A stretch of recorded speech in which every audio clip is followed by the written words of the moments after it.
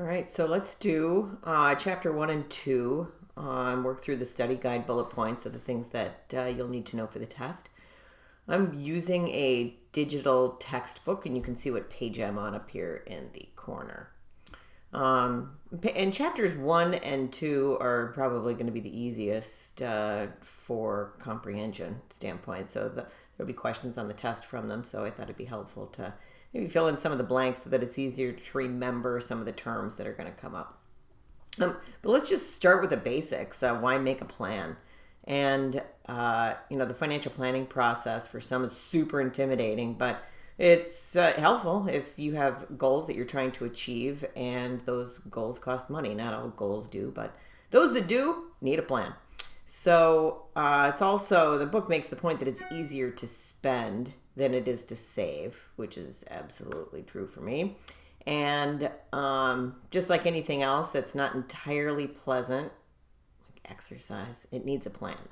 So, and the first step of the process, the first step of the 5-step process, same with me. Step 1, evaluate your financial health. Step 2, defining your financial goals. That's the best part. Step 3, developing a plan of action. Well, maybe you like that part best. I don't know. Step 4, implementing your plan. And then step 5, reviewing your progress, reevaluating and revising. So let's go back up to step 1. Evaluating your financial health. This is just taking a snapshot of where you're at. Your net worth statement. Arriving at your net worth by looking at your balance sheet. Sometimes, to be technically correct, there is such a thing as a balance sheet. There's such a thing as a net worth statement, and of course, an income statement. Sometimes it's called a statement of cash flows. It's really confusing because in business they use all of those terms and they have slightly different things on them. For the purpose of this book and personal financial planning, we're going to focus on what we call a balance sheet and what we call an income statement. So the balance sheet includes your assets and your liabilities, and the difference between those two is your net worth. If it's positive, hooray. It would be unusual for a college student that has debt, though, to have a positive net worth. So when it's not positive, aka negative, it's there's a word for it. It's called being insolvent. And that's one really important reason to have a plan, is how to get out of debt so that we can flip the switch and turn that number into a positive over time. And then the income statement gives you a sense of where you're at in terms of income streams versus expenses. Do you have any room at the end of the month to do some saving? And if you don't, what can we do to your budget or to your income? You got 2 levers you can pull there.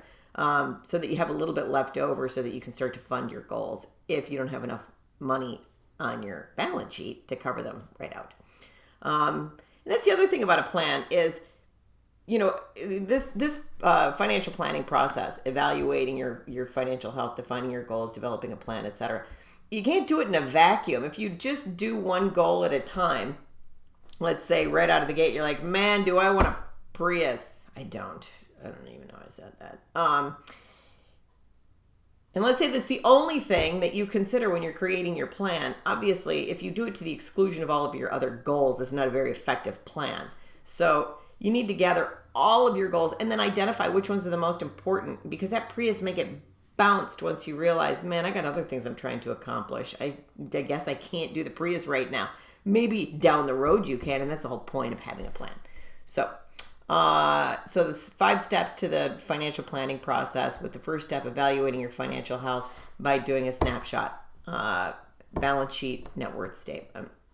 And then let's dive in a little bit to the goal setting process. Your book talks about short-term, intermediate term, and long-term goals. And this exhibit 1.2, the goals worksheet, obviously there's way too much stuff on there. I find that overwhelming. When you have that many goals, it's hard to for me, focus on any one of them for too long. But sometimes that's what happens. Some of us just throw a bunch of stuff at the wall and see what sticks. For others, I would encourage you to develop your own list, identify what the tenure of the goals are, short term being a year or less, midterm 1 year to 10, long-term like retirement 10 or more. The point of that is just so that you can start to identify how much time you have to achieve those goals, and also then to put them in order of priority. But really, just identifying the goals isn't enough. We have to put a dollar amount on them. Otherwise, it's really tough to plan. So if you want to go on vacation, that number is going to look really different if it's to Ashland, Wisconsin versus like Stockholm, Sweden. I've never been to Stockholm. Sounds cool. I've been to Ashland, though. It's all right. But the difference cost-wise is pretty staggering. So you definitely need to identify what it's going to cost so that you can build out a reasonable, rational plan to get there. All right. So those are the 5 steps of the financial planning process and setting up goals. And just naming them, putting a dollar amount on them, prioritizing them, identifying whether they're short-term, midterm, long-term, and then we get into the good stuff, the other good stuff, of course, of developing a plan to how to get them. All right, so let's move on to chapter 2, which is a little bit more detail about the balance sheet and the income statement, and then it's all about budgeting. So chapter 2 starts on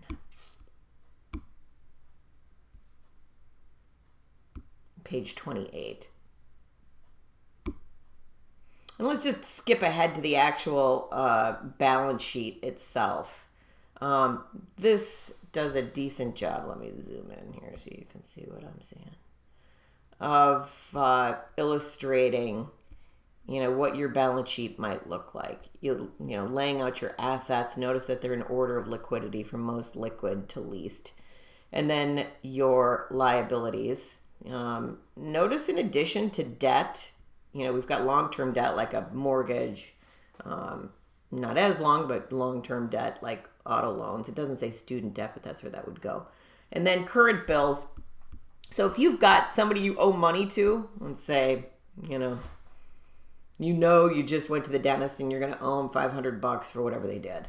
That's an outstanding debt. It might not be on a credit card, but they're about to send you a bill for it. So consider it as a current debt. Plus what you have on credit cards and other debts. Anyways, you tally up all that stuff, subtract it from your assets, and that's where you get your net worth. And remember the word I used before, insolvent, if it's negative. If this number is negative, it's considered being insolvent. It doesn't mean that it's all over. It means that we need a plan to get out of debt. All right. So the income statement... I thought it was right after it. My bad. Sorry. Drag you through all this. There we go.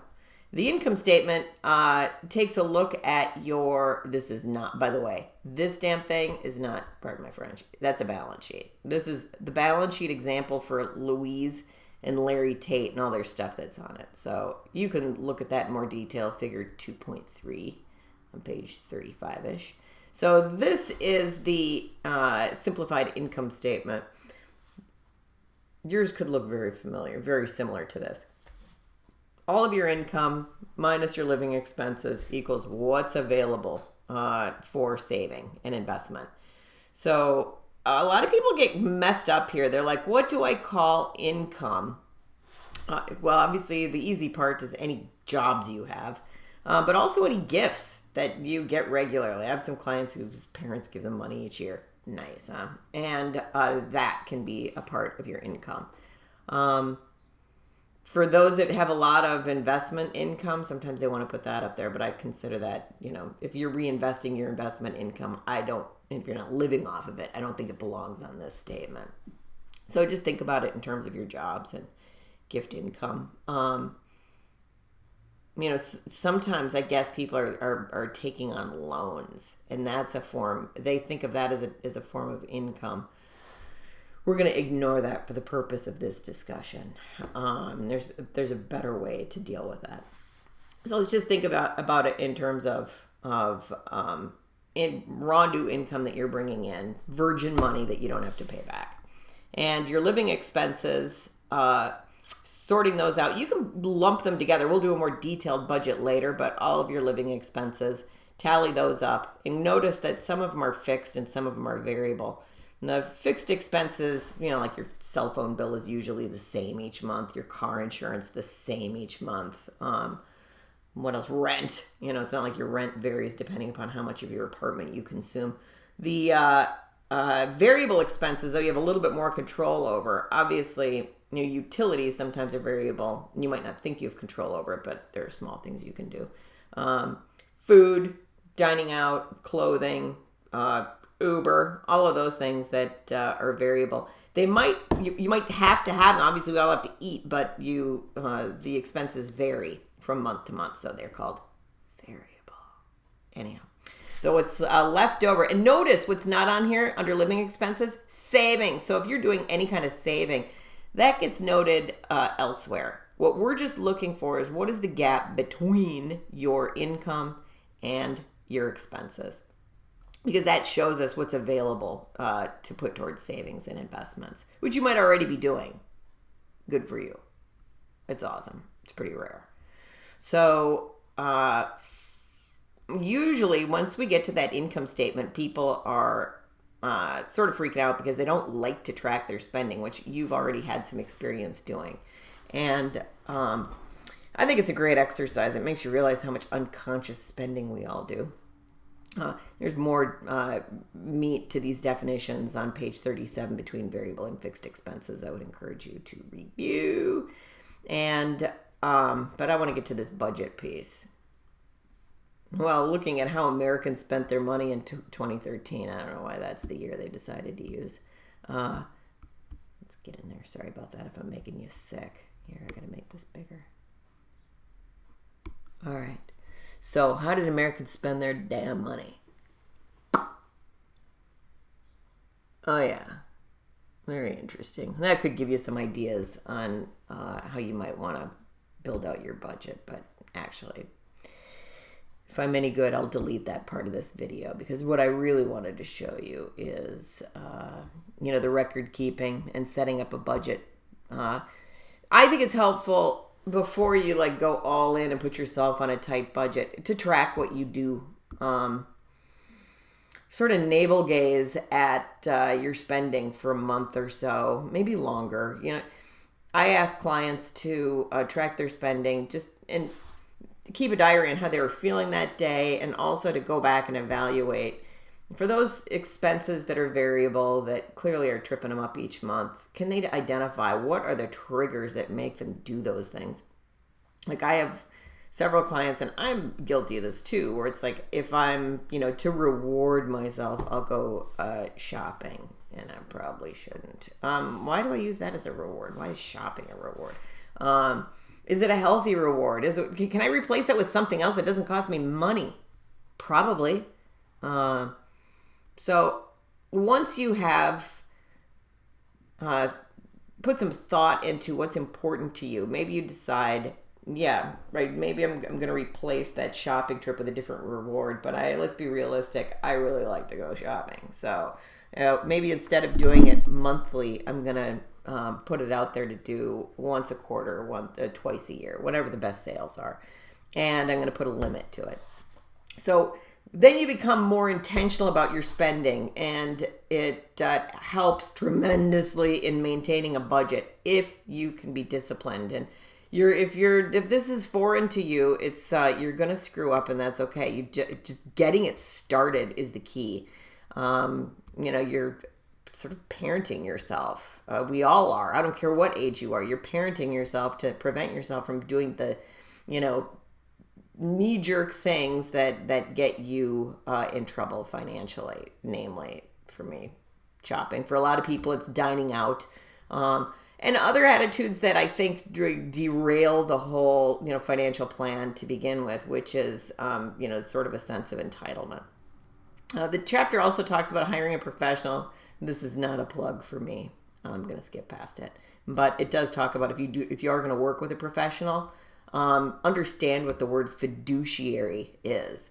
Because most of the folks that you'll work with who hold themselves out as financial advisors or financial planners do not have a fiduciary duty to you. You can Google that word. I'm not going to bore you with it. So that's chapter 1 and chapter 2. Next up, we're going to dive into the time value of money.